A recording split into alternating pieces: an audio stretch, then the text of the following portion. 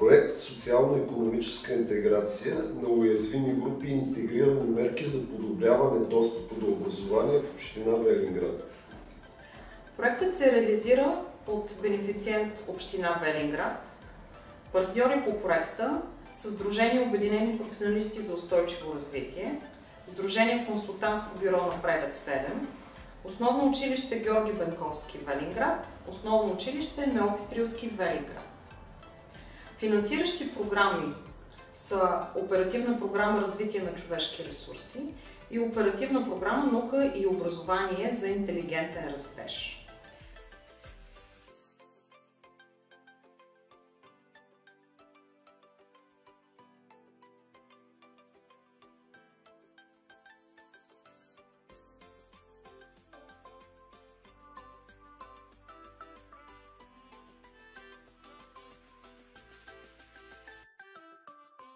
Казвам се Емилия Кръшков, председател на Сдружение Обединени професионалисти за устойчиво развитие.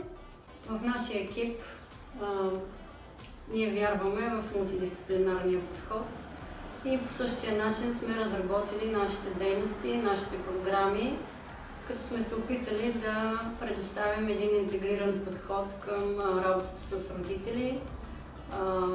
Не само има консултации, използваме изкуство, използваме спорт, използваме всякакви мерки, използваме ресурса на всички наши професионалисти, в което ни помага изключително много да обхванем всички нужди на нашите потребители.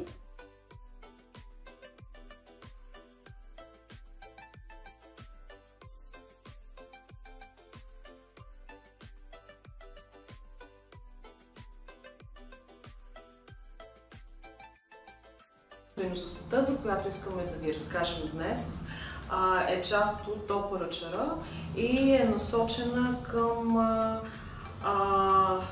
мерките за превенция на ранното отпадане от училище. Основният фокус са родителите и децата и задържането в образователната система.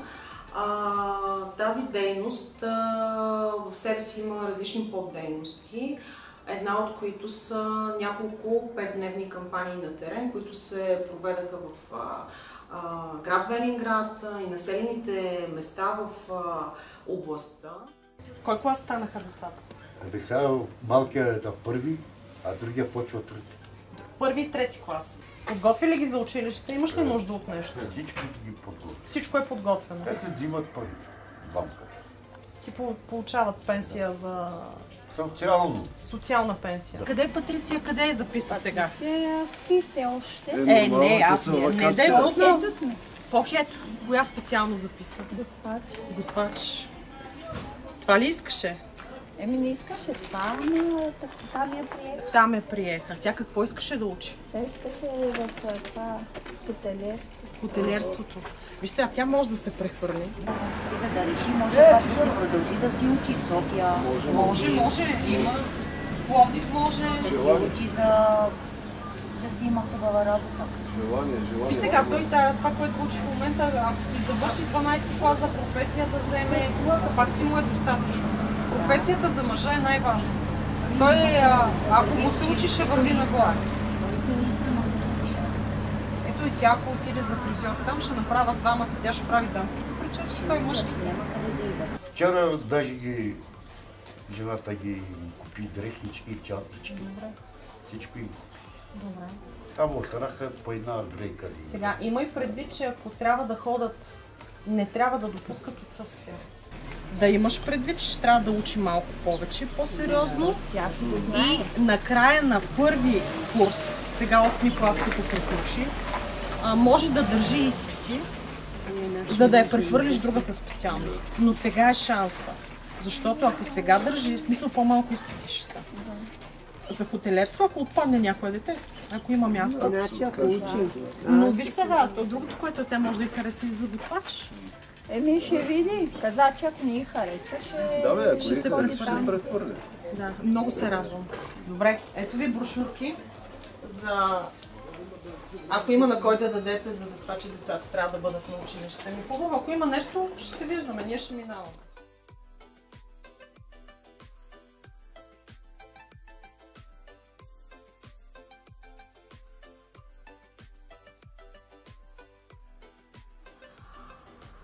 Целта на тези дейности, които обхванаха над 100 човека в работата на терен, всъщност е да поговорят с родителите малко повече за важността от образованието, да достигнем до тези деца, които са застрашени от отпадане от образователната система или вече са отпаднали от нея по една или друга причина, да подкрепим родителите в това развитие на идеята, че образованието е важно за децата и всъщност сигурното бъдеще минава през това те да бъдат в училище, да получат завършена степен на образование, за да могат да изградат професионалния си път нататък.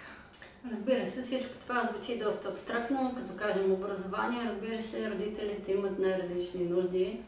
Затова нашия екип в клубовете за родители срещна изключително много различни въпроси, защото знаете, че така, като облечем една абстрактна дума голяма, всъщност тя е свързана с много битовизми, с много предизвикателства, които родителите трябва да посрещнат. И особено в двете махали, в които провеждахме консултациите с анезица и асфалтова база, всъщност там откликнаха много позитивно, много бяха отзивчиви спрямо нашите услуги, тъй като може би рядко се случва някой така да обръща внимание, защото нашия подход е индивидуален. Тоест, кажете вие какво имате нужда и ние ще се опитаме да го отговорим в рамките на нашите компетенции, в рамките на това, което е допустимо по програмата.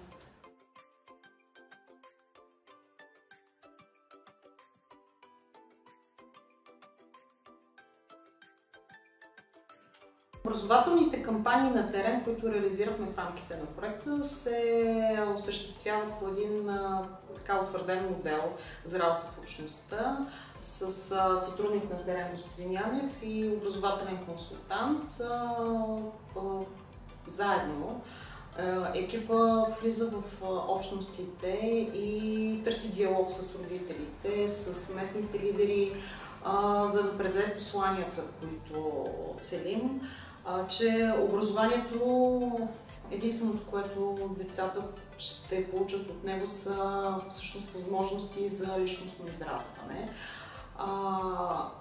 Дейността всъщност цели освен всичко останало и да запознае общността с екипа, който работи по другите дейности.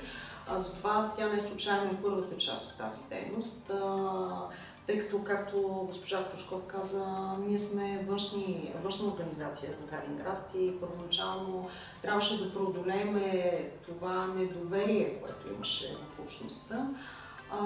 Така че чрез кампанията на терен, образователната кампания на терен, те се запознават с нас, имат по-голямо доверие тогава, когато трябва да дойдат на дейностите на клуба. Една от основните задачи, освен да се срещаме с родителите, е да промотираме работилницата за родители, защото има съществена разлика между това какво даваме като послание тогава, когато работим на терен, какви са ни възможностите, естествено ограниченията на средата. Това са свързани с времето, с това, че родителите понякога се притесняват вътре, докато са в самата общност на улицата, пред други хора, които могат да ги слушат, да споделят трудностите, които имат с децата си, притесненията. Затова им даваме възможност да продължат тези въпроси, да ги зададат индивидуално или групово в работилницата за родители. Използваме интерактивни методи за работа в работилницата за родители, използваме силата на групата. Ние не се явяваме там като хора, които имат цялото знание на света и трябва точно да ги научим как да се случат нещата в техния живот. Всъщност използваме силата, знанието и опита на всички, които сме седнали заедно в кръг, за да може да предадем посланията. Първата инициатива, която реализирахме, срещна много добър отзвук, много добро приемане сред общността.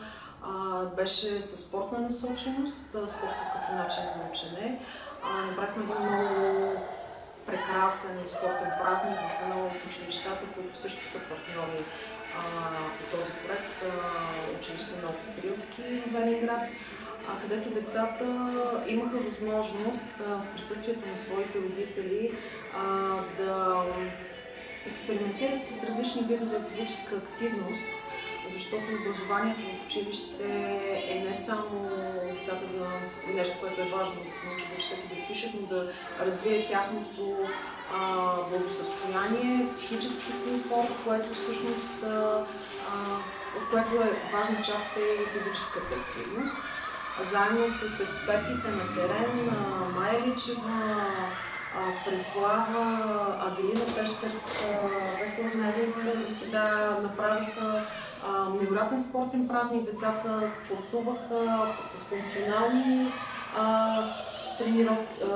Също имаха гимнастика, щафетни игри, народни танци, зумба. Да, всъщност народни танци са нещо, което те правят в училище, но зумбата и другите видове активности бяха интересни и привлекателни. И идеята ни е да промотираме, че спорта е важна част от живота на децата и че извънкласните дейности, които училищата предлагат, още повече допълват ценността на училището. Може би понякога през точно такива интересни неща, които предлага училището, задържаме вниманието на ученика. Не, сега някой ще си каже какво общо има, нали, спорта с образованието, само че нашето сдружение има много широк опит в тази област, в подкрепата, тъй като когнитивното върви ръка за ръка с двигателното и това е базирано на доказателства вече от години наред. Ние работим по една програма образование чрез спорт и сме видяли наистина ползите, които развива спорта. Друго, което успяхме да направим в инициативите като Ден на професиите и един учебен ден за моето семейство, да поканим хора от общността, които са добрите примери. Хора, които всъщност и нас ни изненадаха със своите истории, хора с висше образование. И то с атрактивни специалности, като инженери, юристи, психолози, които са успяли да пречупат стереотипа, да заминат да учат. Те имаха възможност да разкажат как се е станал всъщност как се е зародило това решение, кой ги е подкрепил, докъде са стигнали, какви са предизвикателствата им в момента. Лесно им е да се намерят работа с тези професии и специалности, какво послание дават на хората около тях.